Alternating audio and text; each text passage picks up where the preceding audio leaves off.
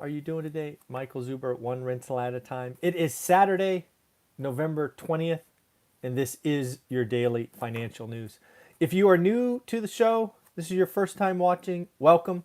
I hope you enjoy it. We have been having daily financial conversations for 1,000 plus days. That is consistency. That is something you can count on. 6 days a week at 7:30, and then on Thursdays we do it at 7 a.m. The reason we do that is because in addition to daily financial news, I talk to 9 multimillionaires every week because we are looking to bring you real things in the business because we are looking to help you. We are not looking to scare you. We believe in doing the work, and every day is a great day to do a great deal. So if that excites you, please subscribe, thumbs up, comments, whatever you'd like. You can see that we do 4 to 5 videos a day. We're just looking to help. First thing we've got to do is we've got to congratulate 3 people who did the work. Robert, congratulations for getting your deal. Manny, congratulations for you doing your deal. And Justin, congratulations for getting your deal. All 3 of your cards will go in the mail today.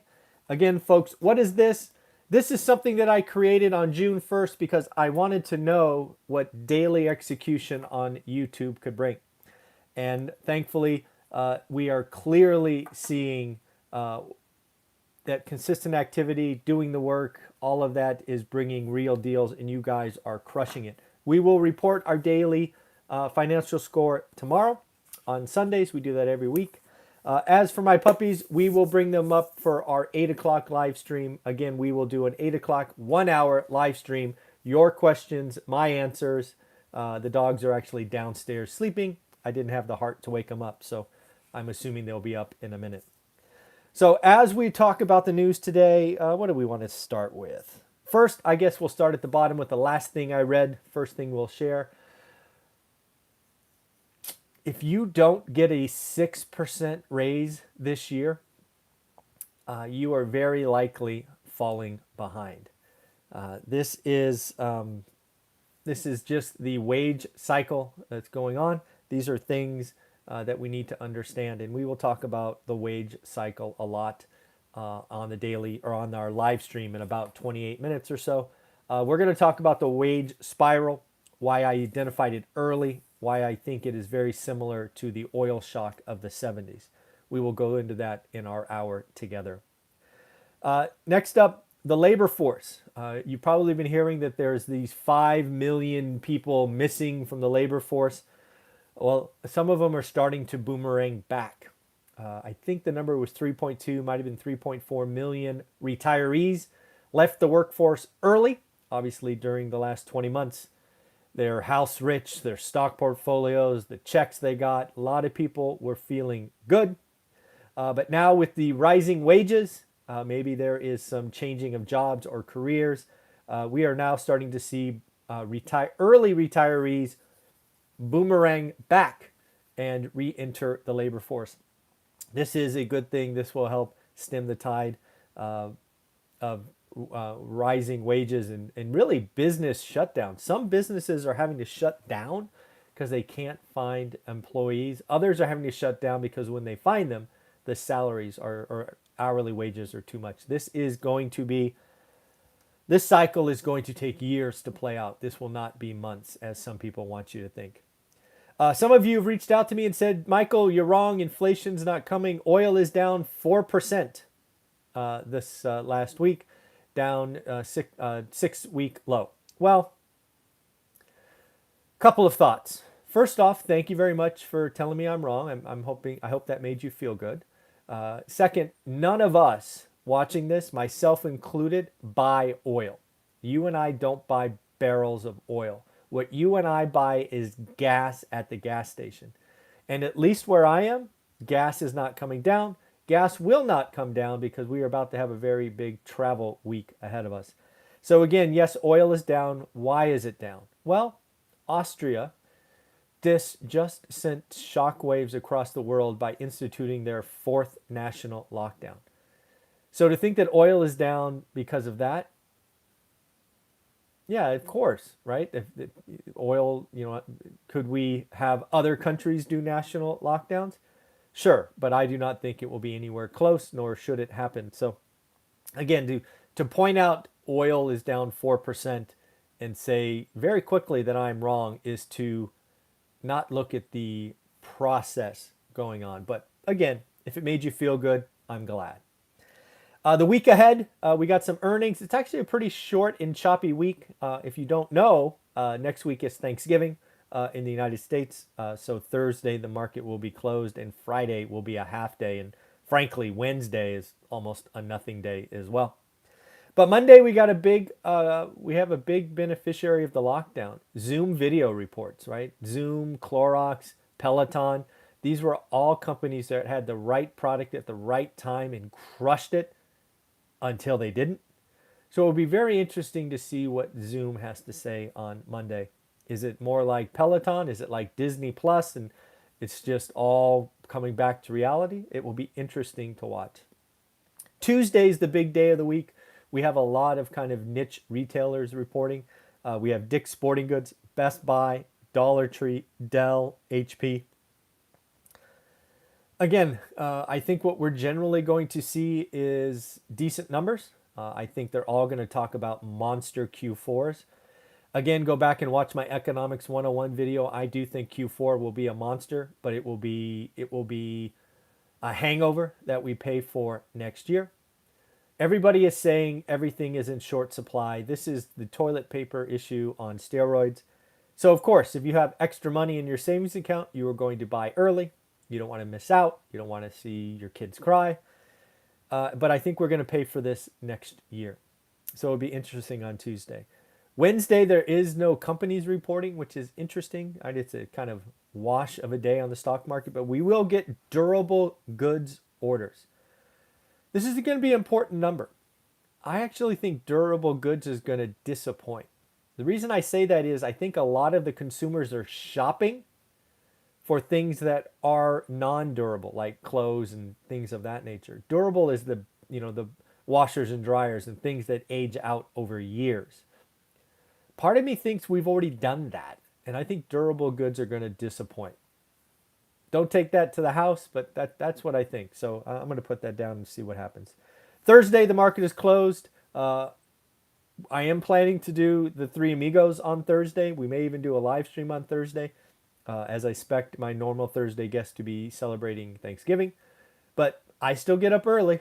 Olivia still sleeps in late. So we will likely do a live stream Thursday morning.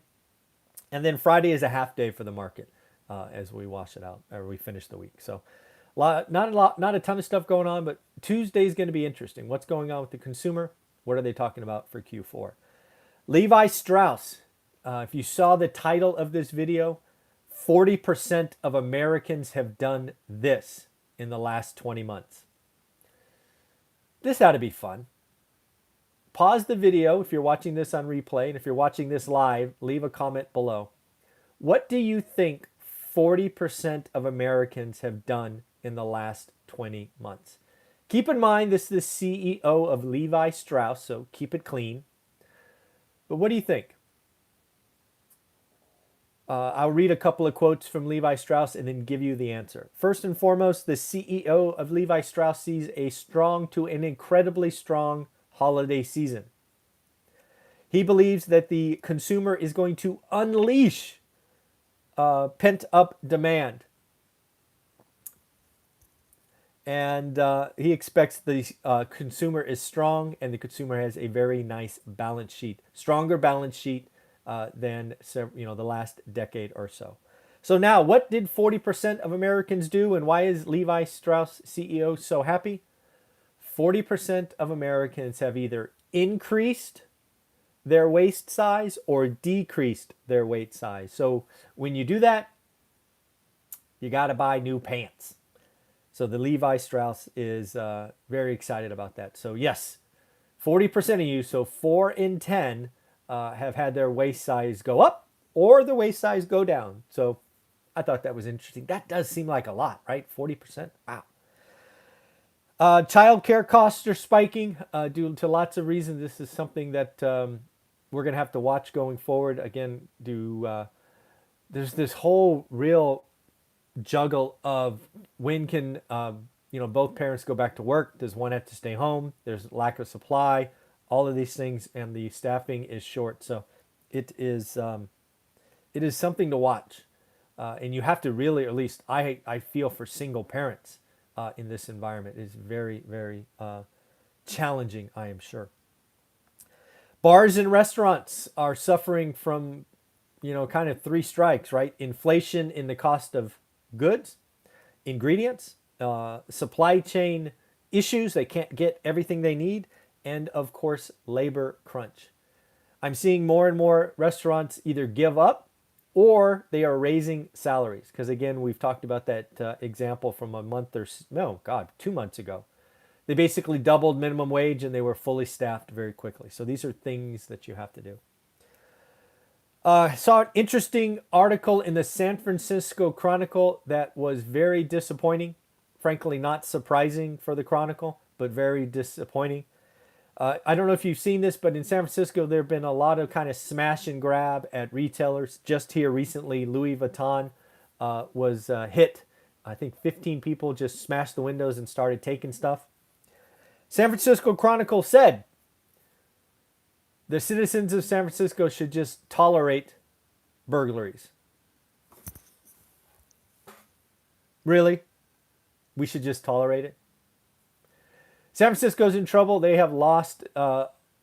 It is becoming a place that more and more families don't want to be at. It's not safe. It's not clean. It's in an attitude like that, more and more people are going to leave. If you are a quote unquote wealthy San Francisco resident and you hear people say stuff like that and your car gets broken into or your house gets ransacked, you be gone.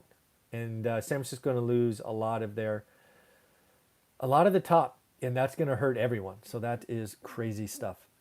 Now, for the most important, probably topic of the day, 5 cities. Yes, folks, 5 cities where it is cheaper to own than rent.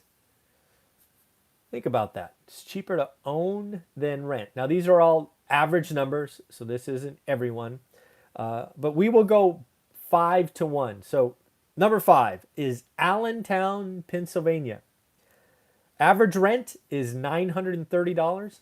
Average mortgage payment is $567. Interesting. I have actually never heard of this city, so I may mispronounce it bad. Homosassa, Florida. No idea where that is. I actually might look it up. Homosassa, Florida. Average rent $700. Average mortgage payment $413. Number 3, Flagstaff, Arizona. $1,100 rent, $620 mortgage payment. Number 2, Detroit, Michigan. And for those of you that guessed Detroit already, congratulations, they are number 2. Detroit, Michigan, $650 rent, $283 mortgage payment. Wow. That's almost, I think my cell phone bill is about that. Maybe. It used to be that. I don't think it's that anymore, but it used to be that. And then the number 1 city where it is cheaper to own than rent, Flint, Michigan. So Michigan got 1 and 2. Flint, Michigan, $535 rent, $223 mortgage payment. So folks, there are places it is cheaper to own than rent. We have Flint, Michigan, Detroit, Michigan, Flagstaff, Arizona. Gosh, I don't know. Homosassa, Florida, and Allentown, Pennsylvania. Thank you very much for watching this daily financial news. If you like getting your daily financial news in 12 to 15 minute chunks, subscribe. Get notified. If you don't want to be notified, it'll start at 7:30, 6 days a week, and 7 a.m. on Thursday.